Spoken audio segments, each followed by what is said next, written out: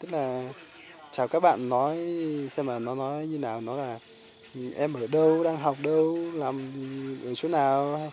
Thì nếu mà Facebook là gì, nếu mà bạn nào muốn làm quen thì nhắn tin em sẵn sàng trả lời nhé. Đó nhé.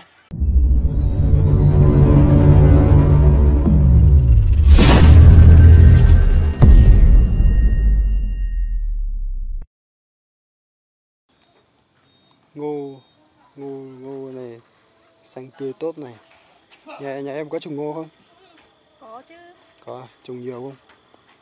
Ít thôi. Nhưng mà anh nhìn em này biết chắc chắn là em không biết trồng ngô không? Em làm gì không biết, nhìn em trồng giỏi lắm. Giỏi lắm à? Thế khi nào mình đi lên nhà em trồng ngô nhé.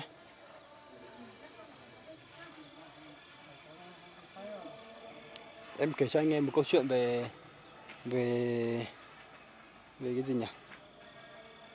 Câu chuyện gì cũng được, biết là kể về em là được. Anh tự nhiên nói thế em biết kể thế nào. Anh hỏi thật, em đã từng yêu ai chưa? Từng rồi. Từng à?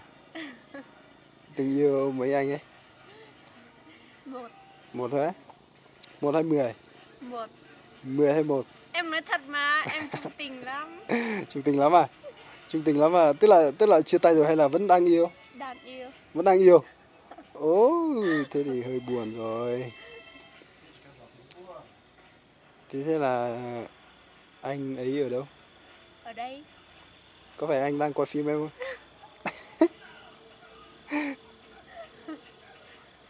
Có đúng không em? Đúng thế thì anh bỏ quay luôn.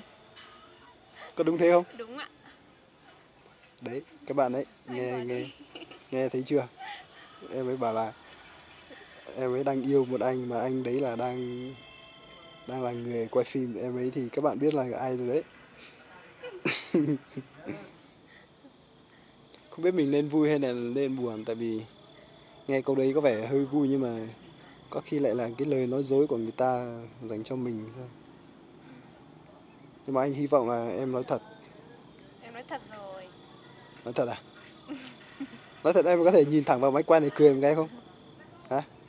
Em, nhìn ra đây cười một cái nào.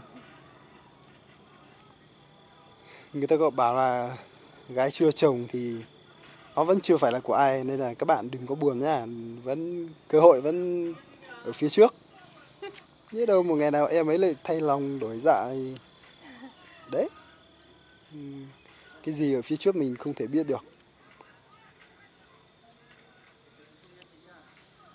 Nhưng mà anh vẫn chỉ mong sao em yêu ai thì yêu thật, đừng có à, lừa dối người ta, đừng có để cho anh đau lòng là được. Em nhá, Rồi. nhớ đấy, không được làm cho anh đau lòng ấy. Nhá.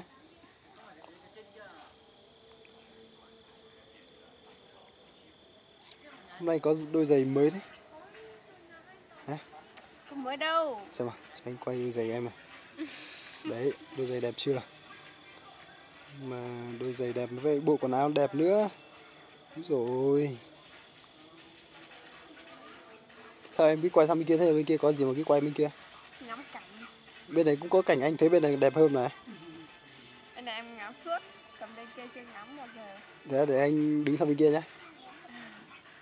Em có thể nói một lời nào cho các bạn mà đang nhìn em không? Tại vì anh sẽ cho lên YouTube mà sẽ có rất là nhiều anh nhìn thẳng vào em này. Tại vì họ ừm, thấy em rất là xinh gái này.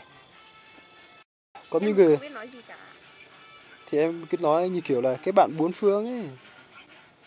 Tức là chào các bạn nói xem mà nó nói như nào, nó là em ở đâu, đang học đâu, làm ở chỗ nào.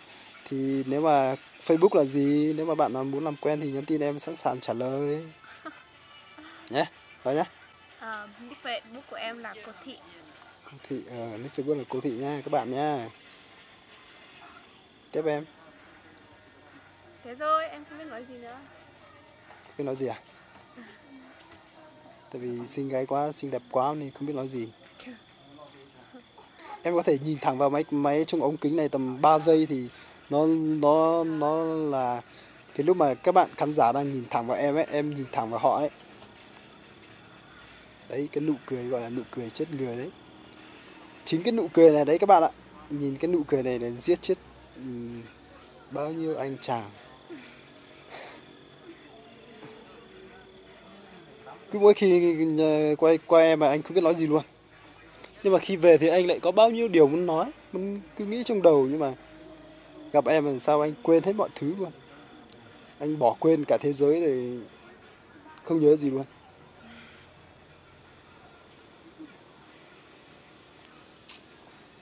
Xin gái này có sợ người ta kéo đi làm vợ không? Bố mẹ chắc là không cho đâu nhỉ? Không có ai thích kéo đâu. Không có ai kéo. Nói như thật đấy. Mà